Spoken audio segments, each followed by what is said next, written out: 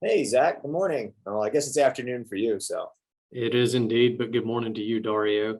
yeah, yeah, For yeah. those of you that don't know, I'm on the East Coast. Dario is on the West Coast. Yes, We've yes. got And it. although I only have about 43 minutes until noon, I'm gonna definitely take advantage of all those minutes we can. So It's understandable. yeah, And no, I would be in the same boat that you are currently.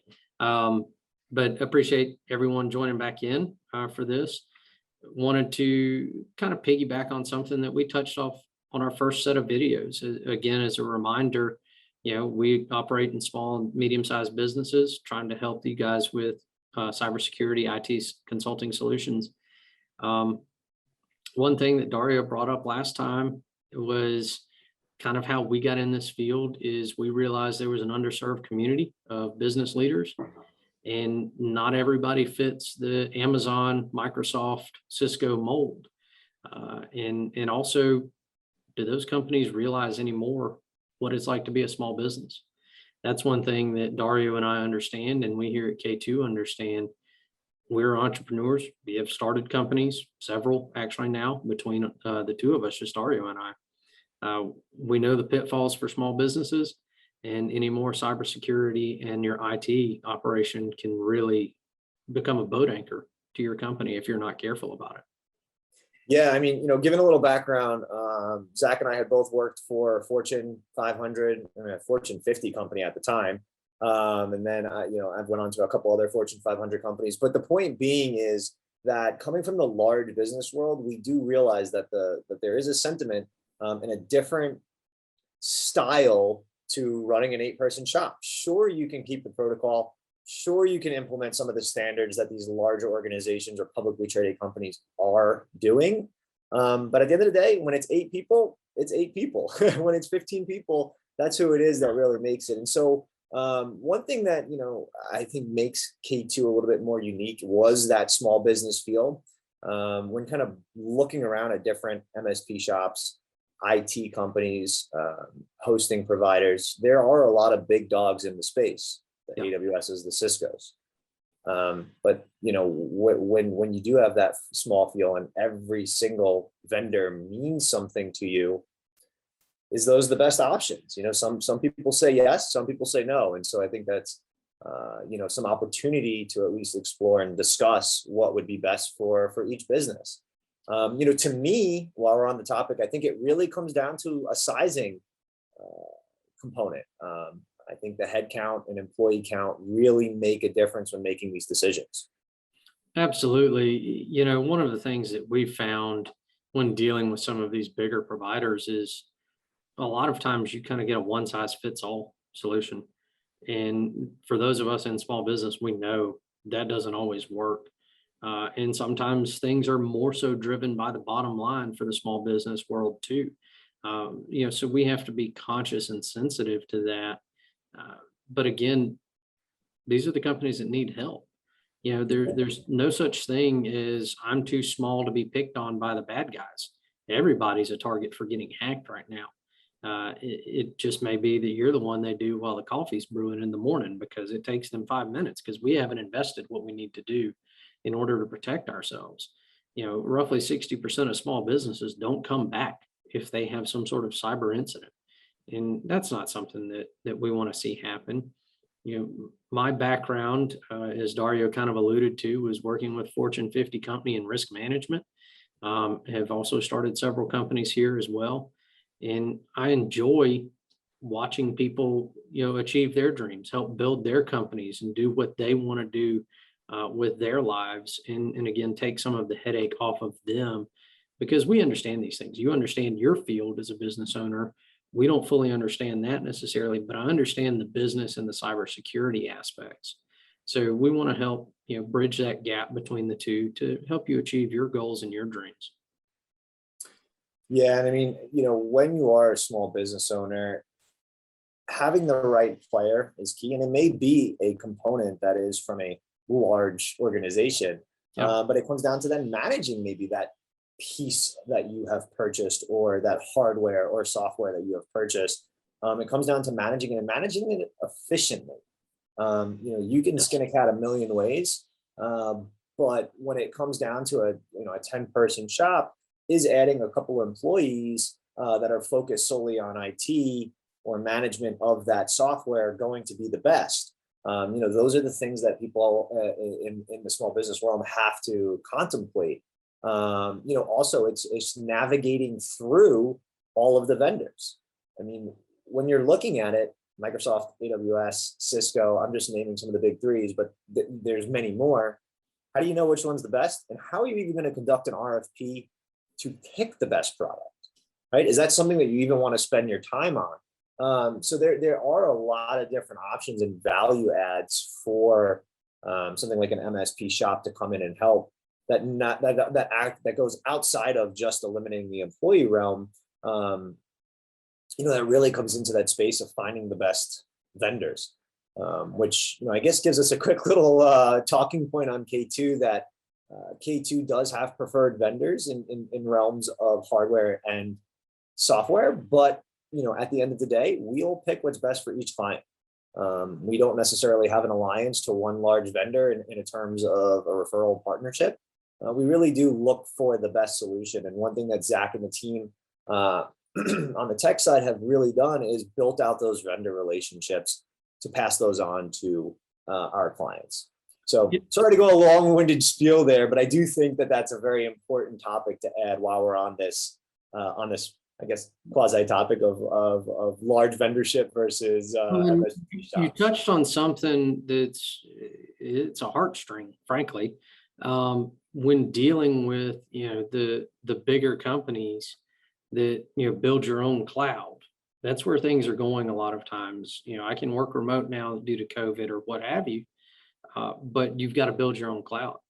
I can tell you, us, even as IT consultants, you better be on top of your game when trying to do that through some of these bigger vendors.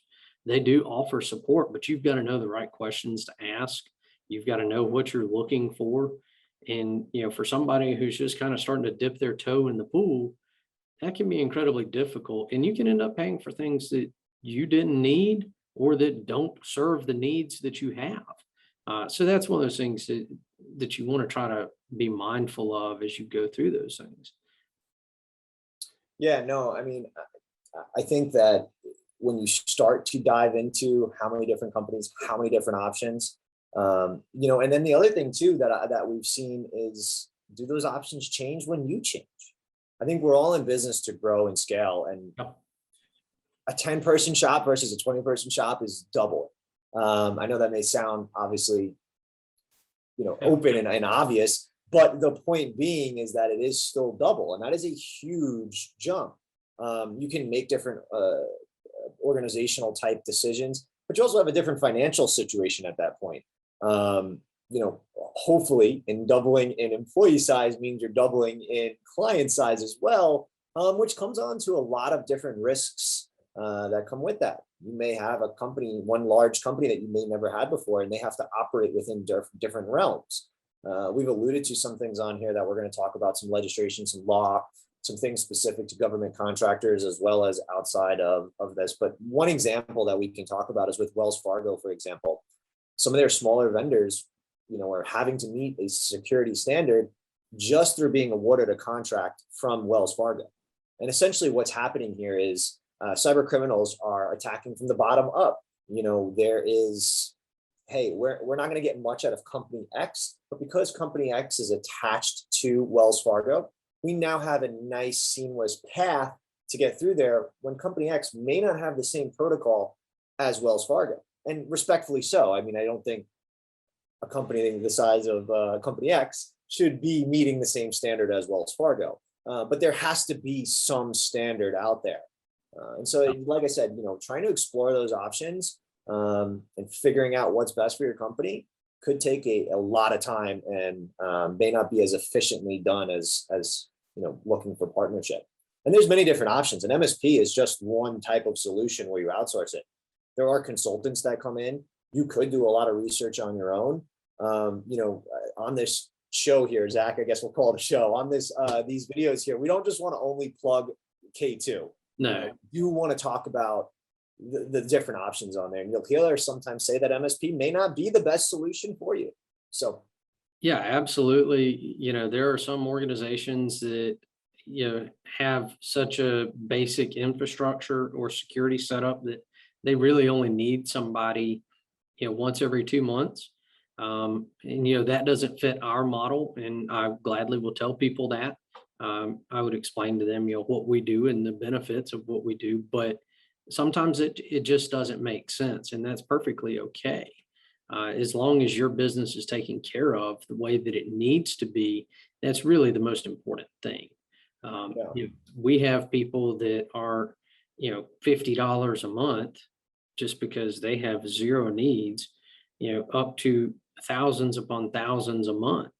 Those are the type companies that may have a trade secret or a trade process that they want to try to protect and safeguard. We've had some that uh, interesting one that we had, actually, a group called us. They were a company moving in from South America. It was their first international operation. And they were literally flying a hard drive back and forth to South America. Like, okay, this is a really expensive way to do this, guys. Can we please have a conversation about setting up a cloud that you can access from anywhere? Ultimately, we did end up doing that. It's one that we built out and hosted for them because that was what they needed. It made the most sense for them. But now they don't have to get on a jet.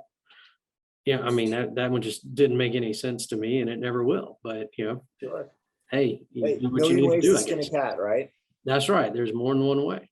I, Um, you know, and I think while you talk about that, what works best for them, what could work best as a solution for them, is it can, like we said, can change all dependingly on different needs. But being able to be nimble and help there is definitely a huge asset to those companies. You Absolutely. know, I think another thing when we talked about size and what makes sense for, one of the main points that I brought up was that employee headcount, where that makes sense to change type of solutions. And there's no hard line answer, No. but around that 50-person place, Zach, that 50 employee place, I mean, at that point, they better have some boots on the ground in this terms of IT or their security, cyber solutions, whatever they want, with the terms you want to throw out there. Yeah. But somebody that knows what's going on the ground. And even from our end, we know that having that resource on the ground is, so impactful, because we can only go so far to know your business, be a part of your business, be an extension of it, any MSP shop for that matter. But really, I think it's around that, maybe even a little bit smaller, just depending on how you hire and how you, and what roles, delegations each employee does get. Hmm. I do think it's around that size that you start to see this switch where it's imperative, and we even advise clients to hire somebody on their ground, boots on Yeah. the ground for the company. Yeah, you kind of see that's kind of an average, really, somewhere, depending on the complexity of the makeup of the company and the security and the network needs. But yeah, generally around 50, it just makes sense to have somebody there, even if it's sometimes a hybrid model where you have a tier one technician, somebody who can help you. Hey, why is it this saving? I can't get this to open.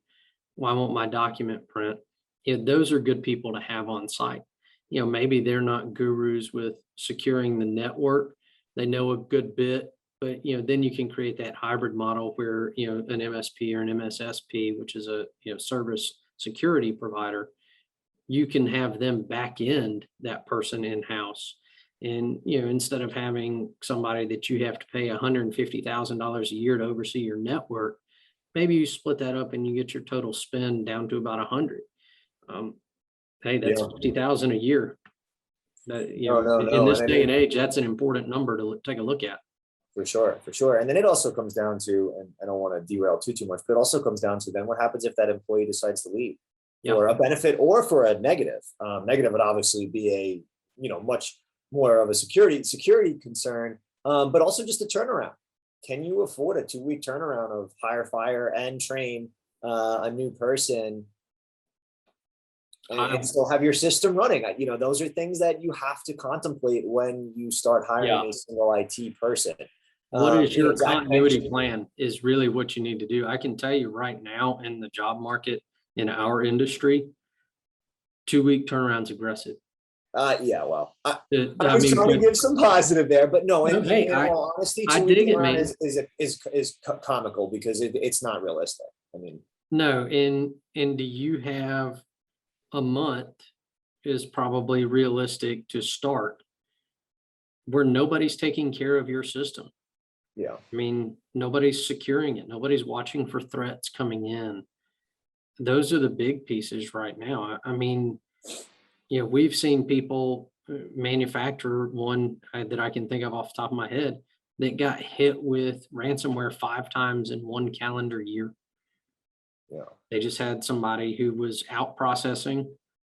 I guess, for lack of a better description, they were asleep at the wheel because they knew they were going out. And sure. you get hit 5 times with ransomware, and it takes you down 2 to 3 days each time. What's your lost revenue stream for in a manufacturing environment for 10 days of lost productivity? Sure. That's pretty substantial. No, no, it definitely is. And I mean, one other thing, these are a lot of negatives about the employee turnover and the side, but there's also positives if they do, Sure. excel through your career opportunity there. Still you have to deal with the turnover in some form. Even if it is a way out, a positive way out for them, they'll help the transition. It's still something that has to be calculated. You also mentioned in that hybrid model, I want to go back a second, mentioned on the hybrid model that you could have tier one deal with some of the mundane tasks. We've Mhm. also seen some models where you hire the security engineer itself and then hire a tier one to just deal with the mundane tasks of fixing things. Yep. There's multiple ways to do that as well. You don't necessarily have to do it either way. And one thing that's positive about having the security engineer in-house versus the tier one is that the system gets built organically, right? So K2 can build something organically for you with all of your input. But at the end of the day, we're going to put our flair and do what we think and what we know in the industry is going to be best for everybody. We're not going to advise a client just because a client says, hey, I want it to be blue and it should be red. Well, blue is going to cause these issues. We're going to have to bring those up. And I'm not saying that that's right or wrong, but when it comes to hiring that IT or having that engineer in-house for yourself to build out the system, it does give you that flexibility and that creativity to kind of create it how you see fit. But then again, you could have somebody come in and yell and say, hey, you have to do this because of these security standards, which Yeah, is starting to happen now in this landscape. it is. So it just gives you multiple different options there to understand how you can have a hybrid model with an MSP or an MSSP. Yeah, absolutely. And again, when we deal with our clients and anybody that we talk to that's in that realm, the small and medium-sized business, flexibility is kind of key. You've got to be able to shift. You've got to be nimble. You've got to be able to employ the newest technologies that are not cost prohibitive.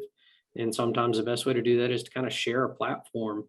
Obviously you don't want it to where they can see your stuff and you can see theirs. But if you are partnering with somebody who can buy these things at a deeper discount than you could as a one-off, you want to take advantage of that. It gives you more bang for your buck, for lack of a better description, which is you need value when you're in a small and medium-sized business. That's something that's very important in those type settings. Yeah, no. And I think to that sentiment, yet again, I like car analogies. I use them a lot. And as we kind of wrap up here, I'll leave this sentiment here. You can have a Ferrari in the driveway. Doesn't mean you know how to drive it fast, right? So there always comes down to the user and then the vehicle itself. And I think pairing the right two is really important. So yet again, using my Ferrari analogy, you can spend $500,000 to have it sit in your garage, and Yeah. where does that help your organization, especially when you're trying to make money? The Ferrari in the garage may be a token and something nice, but when you're running a business, Yeah. especially a small business, you need that Ferrari running, and you need it running very efficiently. So, Or if you don't there's need the Ferrari, you need the SUV. Did sure, they no, put you in the right yes, thing, or did they say, correct, hey, I make more money off of this. I'm just going to give them this. You don't correct. want that. You want somebody who's a business partner with you, basically. That Yeah. somebody that will take that seat at the C-suite table and act on best interests of the company and their client. Yeah. So as we wrap them up here, guys, just yet again, these are some new videos that we're trying to get out there. Talk about some topics that we hear, could be ideas, could be some tips and tricks for small businesses, news articles, law and legislation. This one was really around the kind of the MSP versus the large scale, just kind of having an open and candid conversation. If you're watching the full video, this is unedited. It's just Zach and myself talking. If you're seeing a short clip, please go to either the YouTube channel or LinkedIn to check out the full video. But at the end of the day, we just want to share some information that we have, things that we're seeing, and really get it out there. And if you're deciding between going with an MSP shop or doing it all in-house, know that there's resources actually out there for you in both avenues. I hope you make the right decision and do what's best for your organization. But most of all, really stay safe and make sure you're making good decisions for your organization. Absolutely. Thank you guys for your time and look forward to talking to everyone soon again. Yep. Thank you. Take care.